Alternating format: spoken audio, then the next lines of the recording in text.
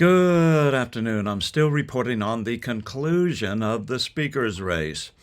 It looks like 51-year-old Representative Mike Johnson of Louisiana will be the new Speaker of the House. Republican House members decided they were not going home last night until they had a candidate who would likely win the needed 215 votes in a floor vote today needed to become the Speaker. After 3 rounds of voting yesterday, it came down to the final 2 candidates, Byron Donalds of Florida or Mike Johnson. Johnson won the 3rd round of voting by a large margin and is expected to win the near unanimous support of Republicans in the floor vote, which is going on right now. Johnson, who is a constitutional attorney, has been in Congress since 2017 and has a Liberty score of 74%. He played a key role in initiating the Texas amicus brief in 2020 and voted against the certification of the 2020 presidential election results, which he viewed as fraudulent.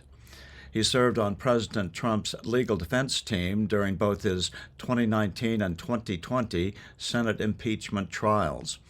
To a member of the House Judiciary Committee, Louisiana Congressman Mike Johnson. Good to see you, Congressman. Thanks so much for coming on here. Just get your take on this, of what you've seen last night, or perhaps maybe what you read this morning. What were your takeaways or takeaway from the public committee hearing on J6 last evening? I tell you, one thing that stands out to me above all else is really the seething hatred that these committee members have for Donald Trump and anyone who has ever supported them. It consumes these folks. It drives them, and you can see it in their comments and what they've done. Think of it. You know, they've invested over nearly a year of time. They've invested thousands of hours. I mean, millions upon millions of our taxpayer dollars. They've interviewed hundreds upon hundreds of witnesses, like about 100,000 pages of documents. They hired lawyers and consultants and Hollywood producers, all for what? To rehash what everyone already knows. This was a terrible and tragic event on January 6th. The country has moved on. You led the show this morning with these outrageous inflation numbers. We have an immigration crisis. We have a supply chain crisis. We have rising crime in our cities. That's what the American people are concerned about. And yet these folks are spending all this time on what really amounts to what my friend Charlie Hurt said to the Washington Times last night. This is nothing but the 3rd impeachment of Donald Trump. We are still reporting from just outside the citadel of world freedom. Good day. Beth and I are trying to rebuild this channel, but we can't do it without you.